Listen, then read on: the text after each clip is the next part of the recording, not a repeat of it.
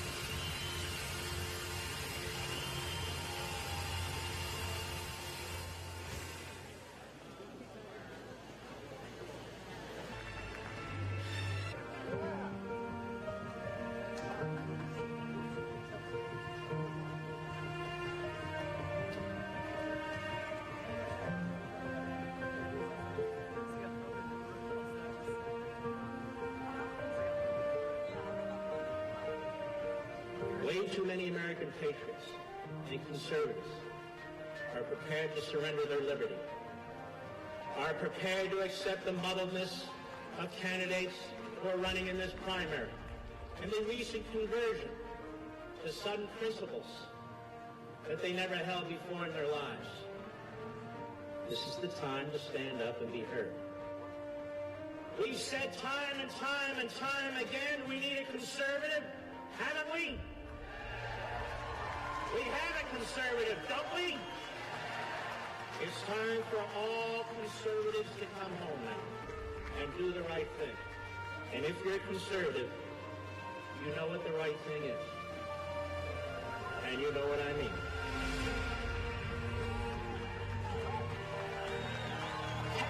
Ted Cruz has won Iowa's Republican presidential caucuses. Polls have just closed in Texas. Ted Cruz will win his home state's Republican presidential primaries. Ted Cruz will win the Oklahoma Republican presidential primary. Senator Cruz also picked up Alaska early this morning. There is this Cruz surge going on.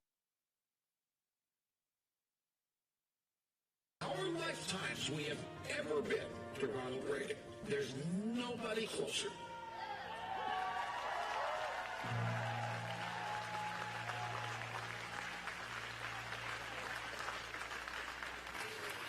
Ladies and gentlemen, please welcome the next President of the United States of America, Ted Cruz.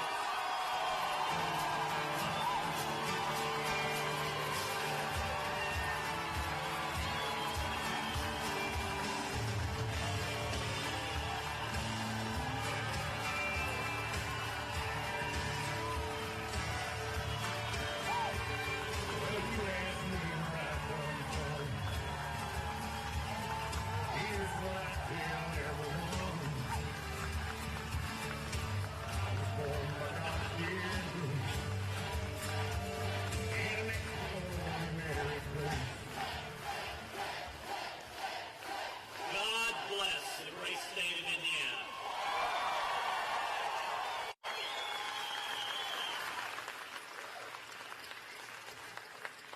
Elections are about choices. The Republican Party faces a choice today.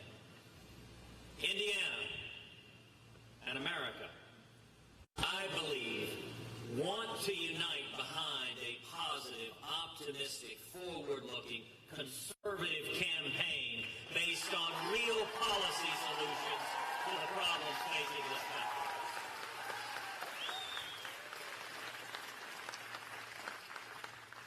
And the American people deserve a real choice in November.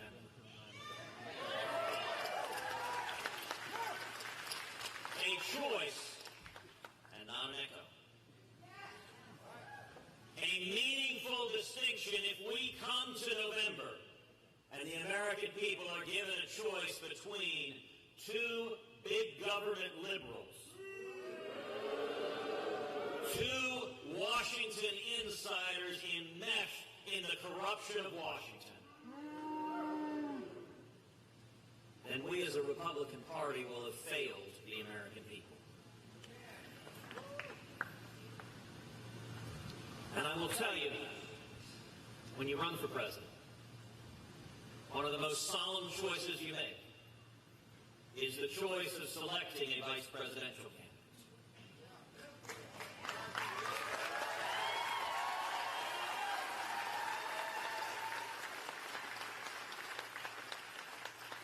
This is a choice that you are telling the American people, this is an individual who I trust. And even more importantly, this is an individual you can trust to lead this country no matter what might happen.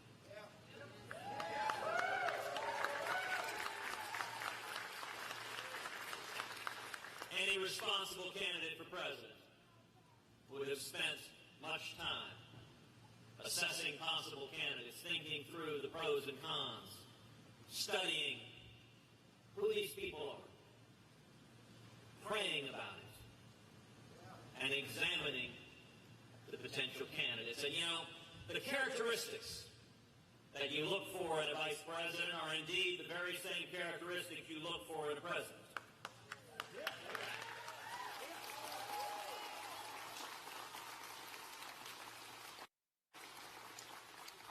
First of all, knowledge. Do they know enough to do the job? Do they know where jobs come from? Do they understand why jobs are leaving America? Do they understand why manufacturing jobs are being driven overseas? Do they understand why Carrier has left Indiana and gone to Mexico? Do they understand what is happening in the economy? And government. Do they understand the Constitution and Bill of Rights? Are these words on a paper, or are these promises that protect our fundamental liberty?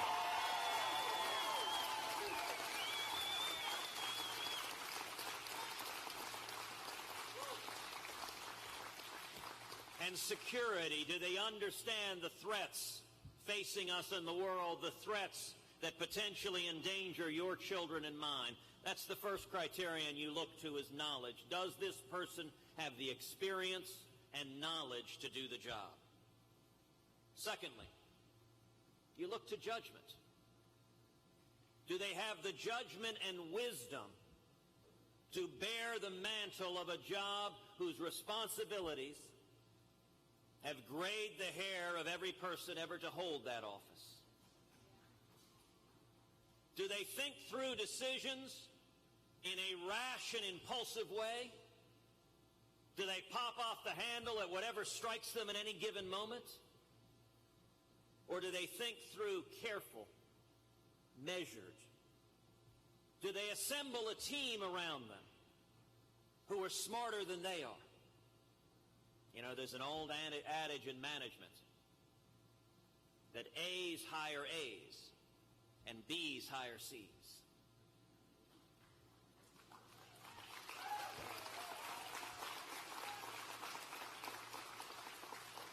If you see a leader who deliberately surrounds himself with people who are not capable, who are not informed, who are not skilled, and who would never, ever, ever stand up to that leader, it tells you that leader is not a leader, but rather someone not at all secure in who they are.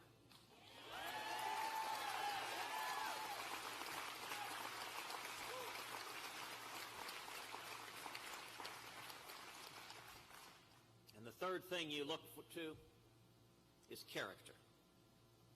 Are they honest? Do they have core principles that come from their gut, are not a momentary dalliance, announced today to be abandoned tomorrow, but do they know who they are when they look in the mirror? Is it based on whatever the media tells them that given day, whatever the fad is that given moment, whatever is trending on Twitter? Or do they have a foundation?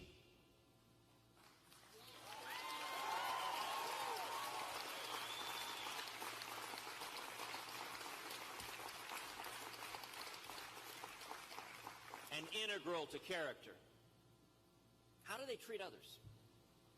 How do they treat others, especially those they don't have to be nice to? You know, everyone knows how to kiss up their boss. That is not a complicated skill. But how do they treat the clerk at the convenience store? How do they treat the average man and woman? How do they treat the American citizen? How do they treat the vulnerable? That reveals everything you need to know about character.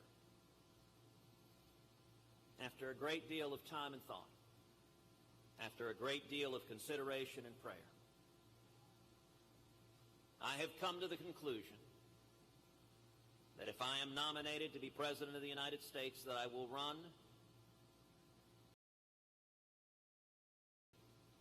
with my vice presidential nominee, Carly Fiorina.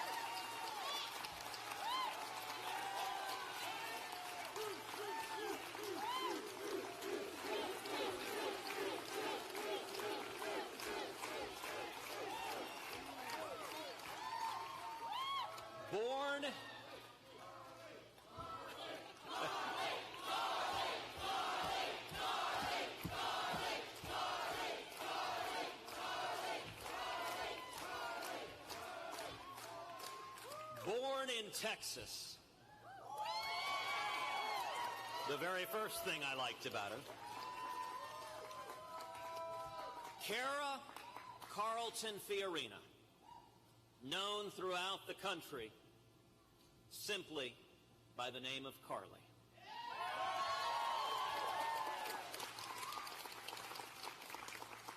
is an extraordinary leader. She started working as a secretary at a small firm. And she climbed the corporate ladder to become the CEO of the largest technology company in the world.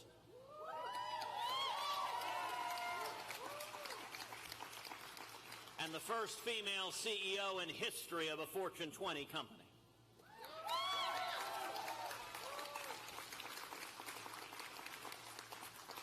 A graduate of Stanford and MIT, Carly is brilliant and capable, and yet she experienced the hard-scrabble world of being a woman professional in a business world that extracts a price. I say that as a son of a pioneering computer programmer, my mother, who started in the computer industry in the 1950s. I say that as the husband of my wife, Heidi Cruz, who spent 2 decades in the business world.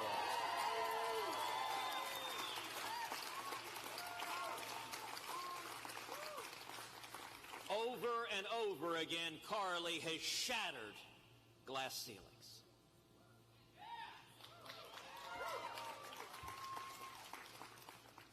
But in addition to be a woman of extraordinary intelligence, she is also a woman of deep principle. She has served as the chairman of the American Conservative Union Foundation, championing conservative principles on a national level.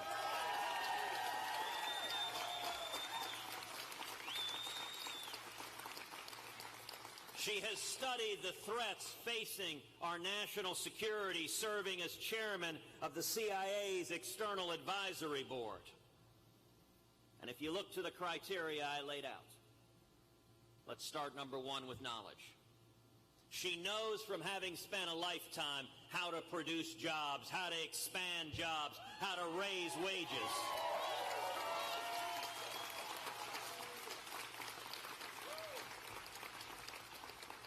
She knows firsthand that the key to economic growth is not government and more government. It is rather less and less government.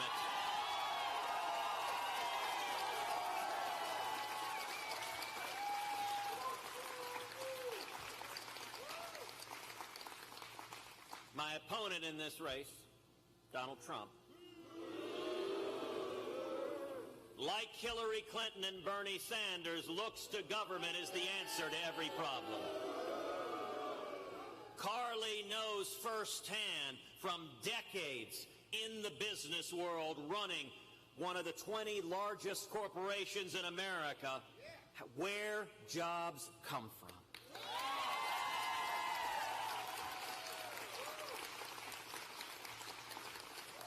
And she respects the Constitution and Bill of Rights. They are not...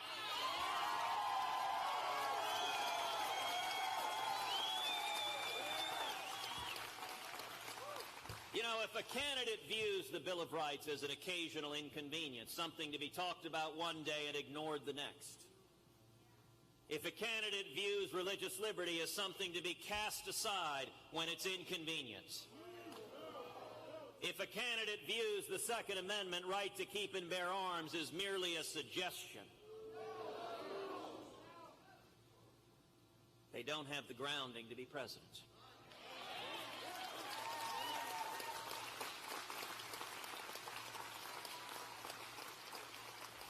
Carly respects the Constitution and the Bill of Rights, and she understands the threats facing America. She understands this is a dangerous world, and in naming her as my vice presidential nominee, I am also telling you that she is someone you can be confident in if the occasion should arise to be commander-in-chief and keep this country safe.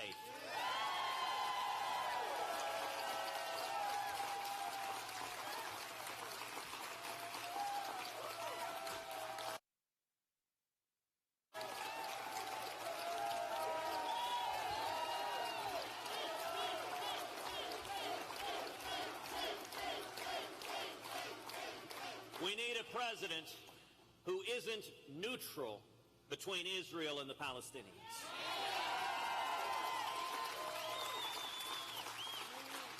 We need a president who will not keep in place this Iranian nuclear deal, but who will rip it to shreds.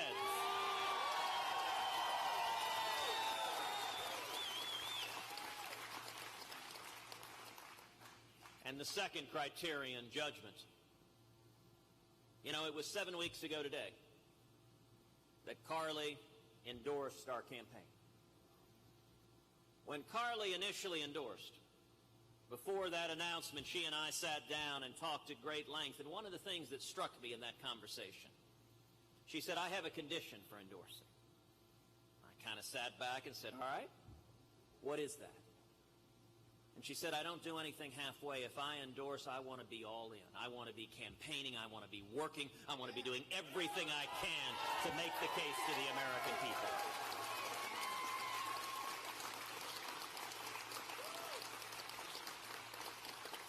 That's the kind of condition you like to hear. Her condition was, my endorsement is not just an empty rubber stamp, a one little momentary fluff in the wind. It is rather a full commitment, because Carly looked at me and said, our country is in crisis and we've got to do this together.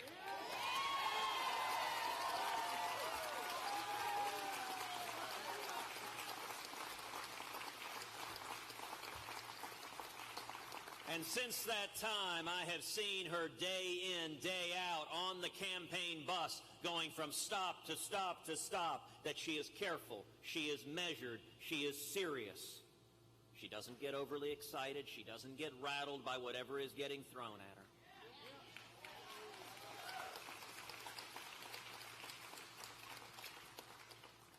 And you know, we all saw that when in one of the earliest debates, Carly confronted Donald Trump.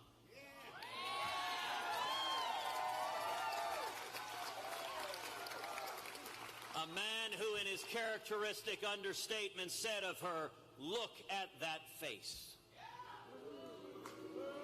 And every one of us remembers the grace, the class, the elan with which Carly responded. Responded to Donald that she knew exactly what he was saying, and that every woman in America knew exactly what Donald Trump was saying.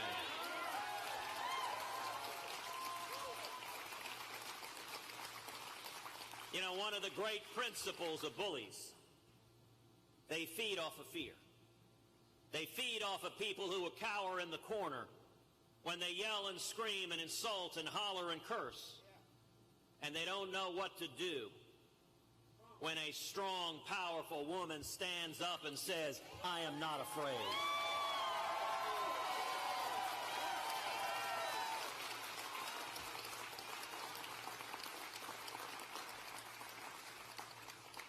The third characteristic that is oh so important for a president is character. At the end of the day, it's all about character. If the president is a no-good scoundrel, if the president is a narcissist, if the president is abusive and angry,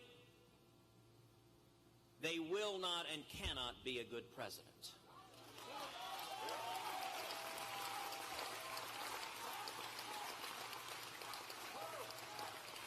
And for anyone who doubts that, we need only look at the past 7 years to see what happens.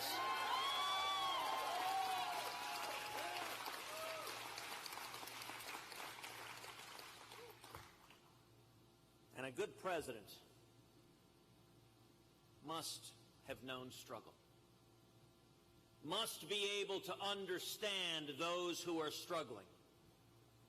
If you've always lived a life of privilege, if you've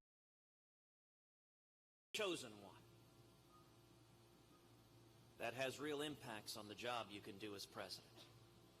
When Carly started as a secretary in a small firm in an environment in the business world that was not always welcoming to women, she knew and knows what it's like to struggle in the workplace each and every day.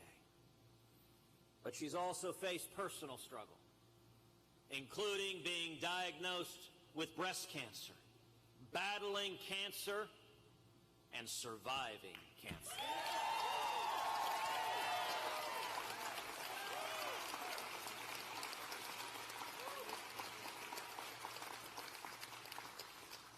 As a son who was by my mother's side when she battled breast cancer, I know firsthand how devastating that disease can be, and I know what a testament it is to her strength and grit and fortitude that she came roaring back, ready to conquer the world.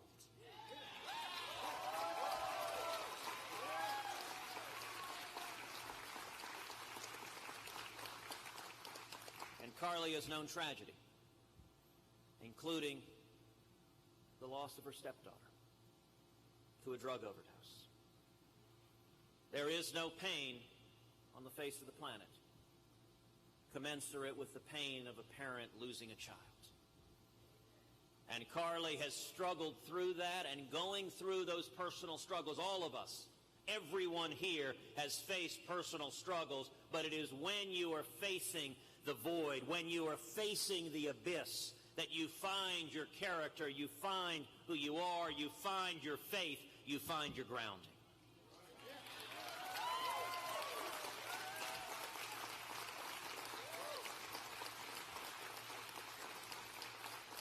Maybe that's why Carly isn't intimidated by bullies. Because she's faced challenges a lot worse than someone bellowing and yelling and insulting her face.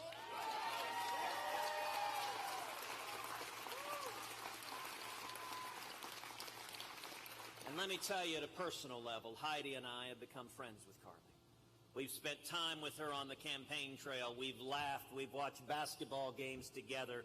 We have marveled at this crazy, wild journey. And I'll tell you, our girls, Caroline and Catherine, have come to adore Carly.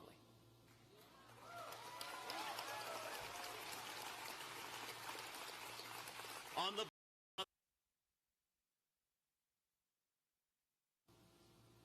mainstream media, the New York media executives, and the Washington are all trying to tell the American people the race is over. But let me tell you where we are right now. Where we are right now, nobody is getting to 1,237 delegates.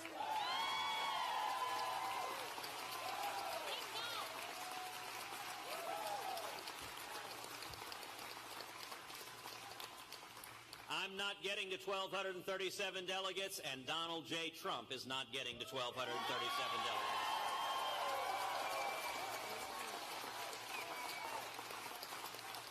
And the Hoosier State is going to have a powerful voice in making that clear.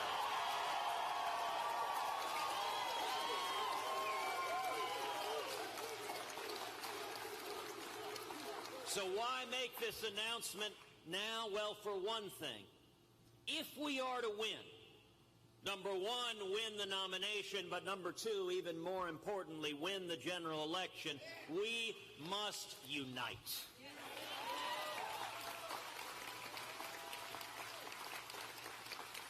And Carly is a vice presidential nominee who I believe is superbly skilled, superbly gifted at helping unite this party, bring us together so we stand united as one.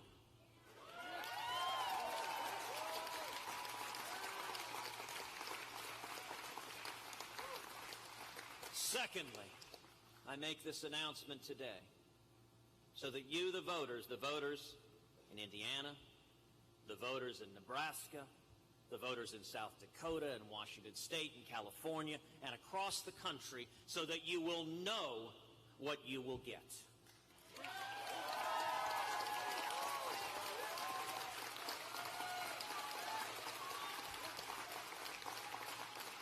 The voters deserve to know, you deserve to have a candidate who doesn't change as the wind blows in any given moment. You deserve to know exactly where a candidate stands.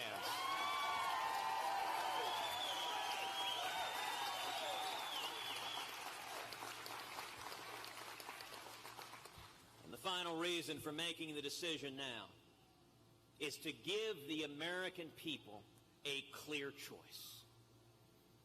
Elections are about choices. You know, across this country, millions of Americans are struggling with an economy that isn't working, with the Obama-Clinton economy that is stagnant, are seeing the Bill of Rights under assault, religious liberty, the Second Amendment violated by the federal government. A Supreme Court hanging in the balance. A president who abandons our friends and allies, whether it is Great Britain or whether it is Israel. And a president who is unwilling to stand up and confront radical Islamic terrorism and defeat ISIS.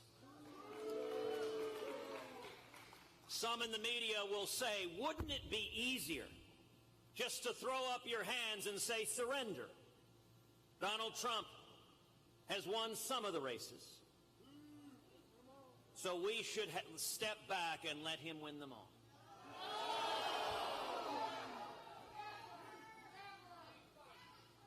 If we nominate a candidate who is a big government New York liberal, who is a Washington insider, who agrees with Hillary Clinton and Barack Obama on issue after issue after issue, and whose lobbyist campaign manager has told us he is only playing a part, this is only a role, he is lying to us,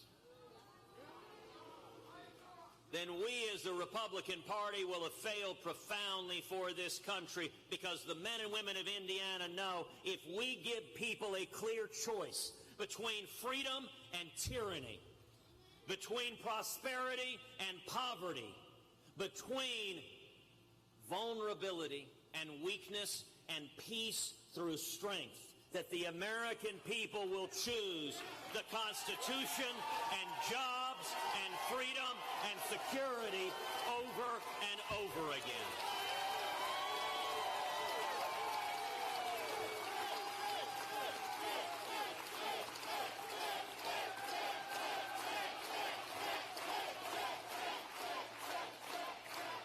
The difference between Carly and me on the one side and Donald Trump and Hillary Clinton on the other side could not be starker.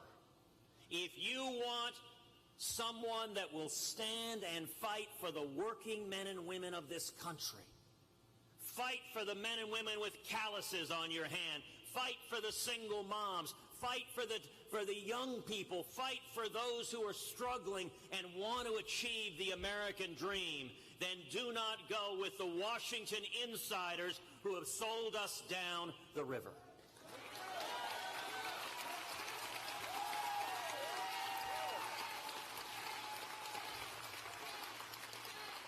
This ticket is about the future. It is about our children. It is about our grandchildren. The stakes of this election, we are not simply wagering on a sporting contest. We are involved in a fight that every one of us is privileged to be here, to be fighting to save the greatest country in the history of the world, to make sure that the next generation has every bit as much freedom and opportunity as each of us was blessed to have.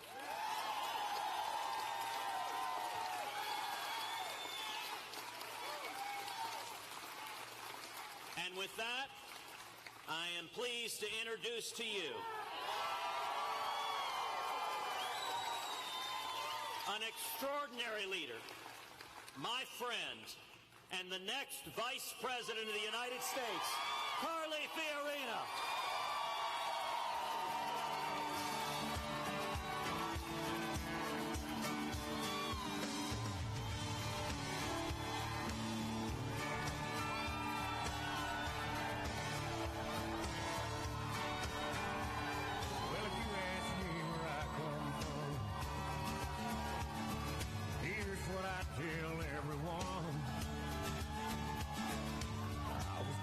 God's dear grace,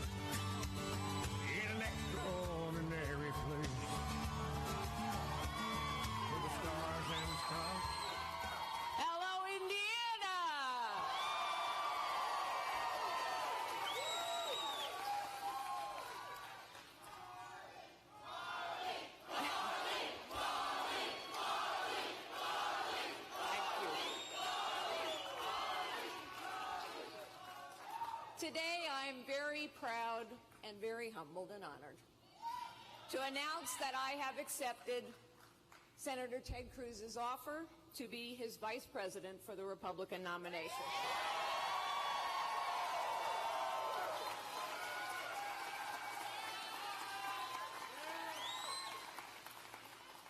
You know, Ted Cruz could not be more right in what he said. There is a lot at stake, and in fact, this is a fight. This is a fight for the soul of our party and the future of our nation.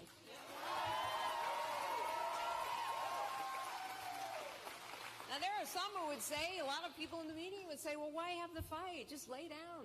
Let's let it be over here. You know what? I've had tough fights all my life. Tough fights don't worry me a bit. What matters is the fight worth having? And this is a fight worth having. This is a fight worth winning. And with your help, we will win this fight.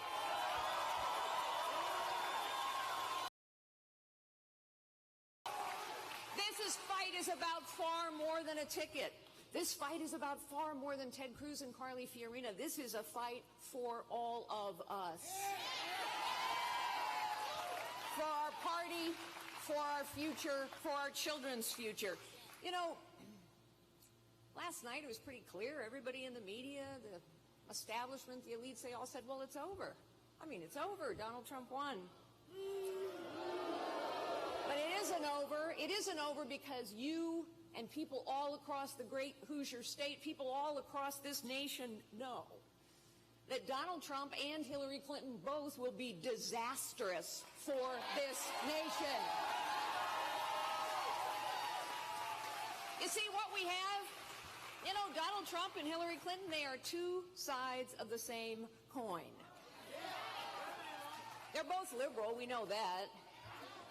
But, you know, Hillary Clinton, like so many politicians, Hillary Clinton has made her millions selling access and influence from inside the system. And Donald Trump has made his billions buying people like Hillary Clinton. They are not going to challenge the system that has sold us all down the river. They're not going to challenge the elites. They're not going to challenge the crony capitalists. They're not going to challenge the Washington insiders. They're not going to challenge the lobbyists. My gosh, their campaign is filled with them. No, they're not going to challenge the system. They are the system.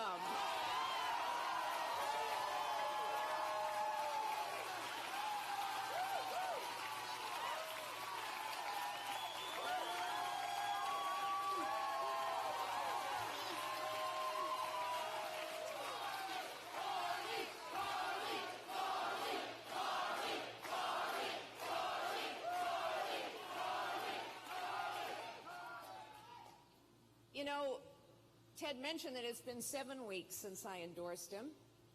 I voted for him before I ever had a conversation with him about endorsing him. And of course, that's what you all have to do on Tuesday. Vote for him. But good for you. Now you can get a few more to vote. But we've been traveling all those fights. You know, there are people who say, well, you know, he's made some enemies. Listen, as someone who's challenged the status quo all of my life, that's what I've done. That's how you get from secretary to CEO. You challenge the status quo. It's actually the only way you solve festering problems, and Lord knows we have festering problems in Washington, D.C. The only way you solve festering problems is you actually have to challenge the status quo.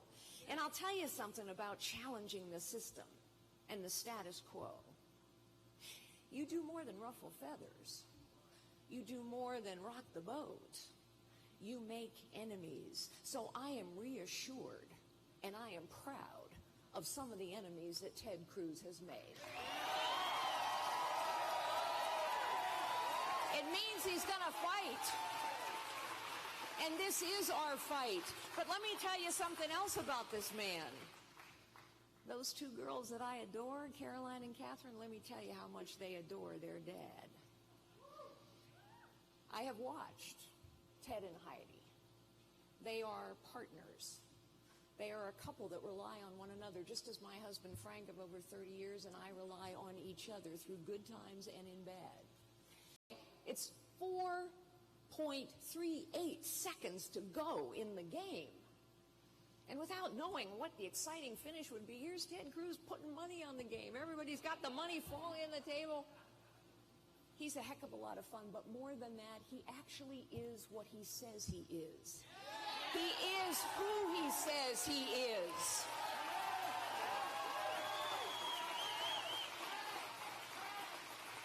You know, Ted mentioned that that second debate.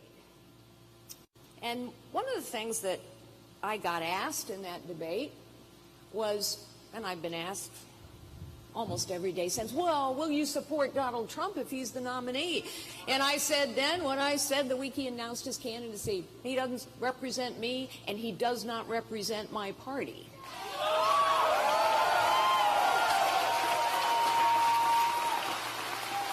But here's something else I said in that second debate. I said, you know, there's an old saying, tough times build character. That's not true. Tough times reveal character.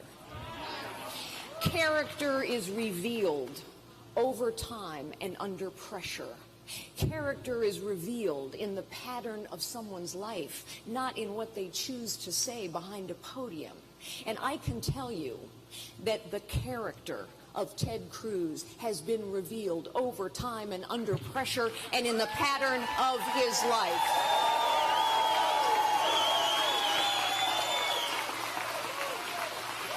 He is a principled fighter. He is a man of character and conviction, and he understands the importance of the Constitution to the future of this nation. Now, I have to take a moment and explain why the Constitution even matters. Because, you know, there's some people who would say, well, it's a dusty relic. It was written so long ago. Let me tell you why it matters. But to tell you why it matters, I need to go back and tell you a little bit about myself. When I was a little girl, just 8 years old, I was in Sunday school one morning. My mother was my Sunday school teacher that year. And she looked at me and the rest of her class and she said, what you are is God's gift to you. What you make of yourself is your gift to God.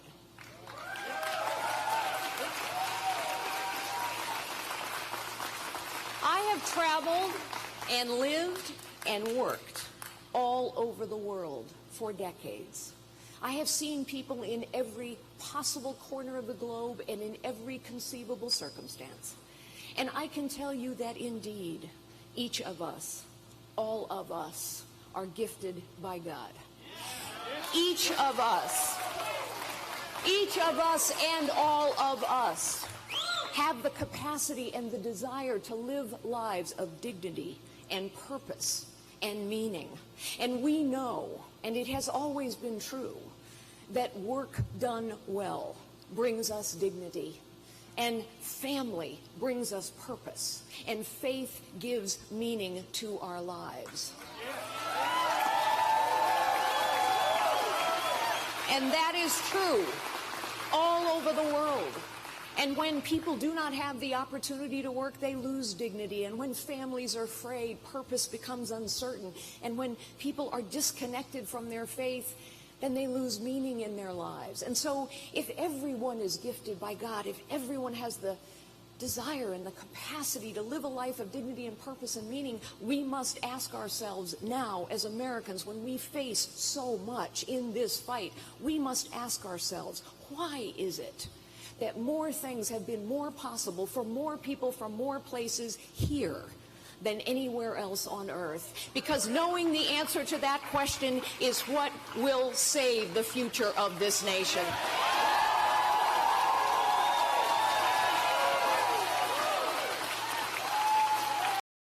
That it is only in this nation that a young woman can start out the way I did, typing, filing, answering the phones for a 9-person real estate firm. One day, go on and become the chief executive of what we turned into the largest technology company in the world, run for the President of the United States, and run now for the Vice Presidency of the United States. That is only possible in this great nation. And the reason it's possible here and only here is because our founders knew what my mother taught me. Our founders knew that everyone is gifted by God, that all of us are equal in the eyes of God, that everyone has potential, usually far more than we realize. And so they said, we're going to found a nation on a radical, visionary idea that here in this nation, everyone has the right to life, liberty, and the pursuit of happiness.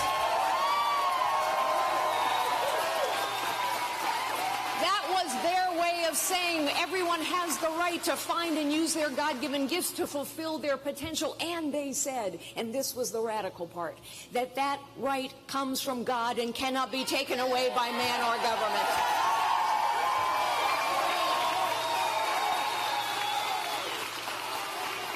And so this became a nation where entrepreneurship flourished and innovation flourished and where more things became more possible for more people from more places. The Constitution rightly enshrines our rights and liberties that gives us the chance to fulfill our potential. But our founders knew something else. Our founders knew that it has always been true all throughout history. And I used to study history. Our founders knew that all throughout history, this also is true. Power concentrated is power abused. And so the Constitution is rightly understood not just as a document to enshrine our rights and liberties, but also a document to prevent, to restrain the concentration and the abuse of power. And we have flowed and gone way too far from the Constitution.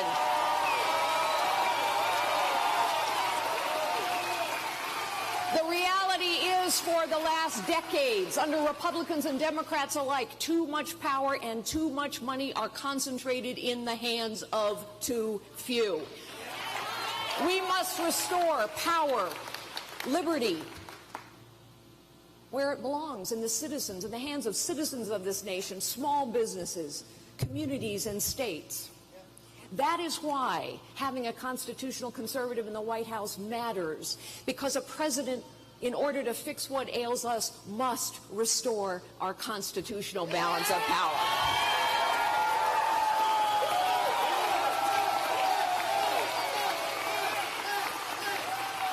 Our entrenched political system, our system of crony capitalism now, it works if you're a big company, but it doesn't work if you're a small company. It works if you're wealthy or powerful or well-connected, like Donald Trump or Hillary Clinton, just as a for example, but it doesn't work for the rest of us. Ours was intended to be a citizen government, and now we must restore, and a President Ted Cruz will restore power back where it belongs, in the hands of citizens and communities and the states of this great nation.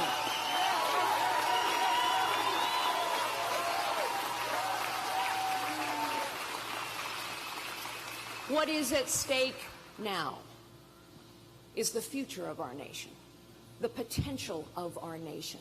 Will this be a nation where every American, regardless of their circumstances, has the opportunity that comes from their God-given gifts?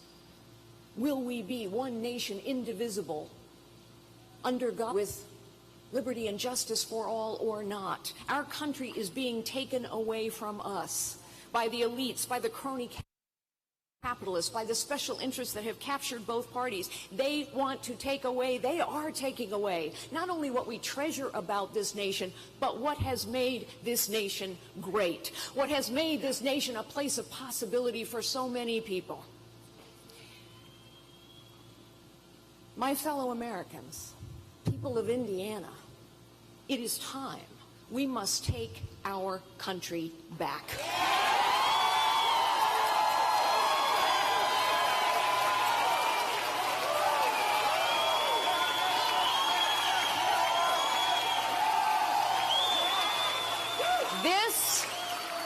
This is the fight of our time.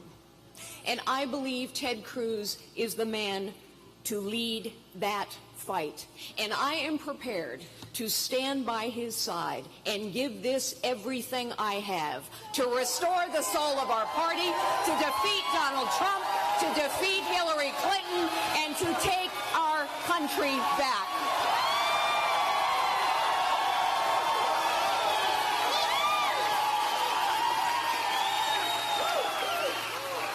And so, my fellow citizens, you must stand with us.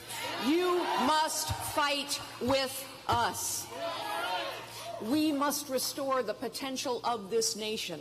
We must restore what has made this nation great for so many people, regardless of their circumstances. So the possibilities of this nation, the opportunity of this nation, the rights and liberties of this nation can extend to every American. Ladies and gentlemen, this is the fight of our times.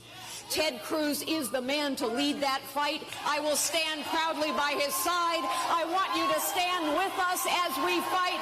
Ladies and gentlemen, please welcome back the next President of the United States, Ted Cruz.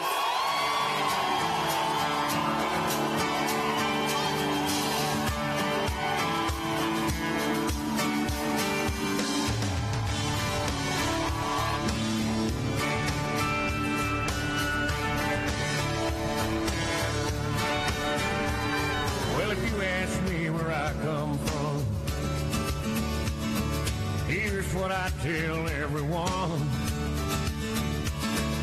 I was born by God's dear grace in an extraordinary place where the stars and stripes and the eagles fly. It's a big old land with countless dreams. Happiness ain't out of reach. Hard work pays off the way it should. Yeah, I've seen enough to know that we've got it good. Where the stars and stripes